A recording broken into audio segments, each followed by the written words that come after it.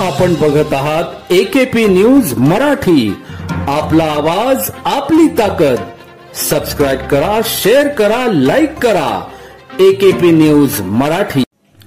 नाशिक गुन्हे शाखा युनिट क्रमांक 1 च्या पोलीस अंमलदारांनी भद्रकाली पोलीस ठाण्यात दाखल असलेल्या गुन्ह्याचा तपास हाती घेत दारू पिण्यासाठी परप्रांतीयास मारहाण करून त्याच्या गळ्यातील सोन्याचे ओमपान जबरदस्तीने ओरबाडून पळून गेलेल्या भोलानाथ सीताराम साळवे वय 25 तसेच परवेज मुस्ताक पठाण वय 33 दोघे राहणार श्रमिक नगर गंजमाळ नाशिक यांना बीडी भालेराव मैदान येथे गोपनीय माहितीवरून सापळा रचत अटक केली। त्यांच्याकडून 6000 रुपये किमतीचे सोन्याचे पान हस्तगत करत भद्रकाली पोलीस ठाण्यात जमा केले आहे।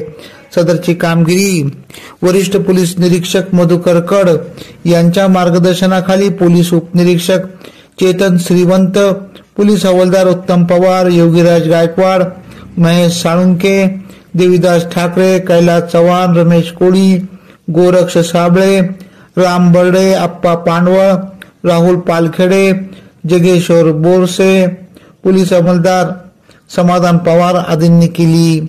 एकेपी न्यूज साठी ब्युरो चीफ अनवर खान पठाण।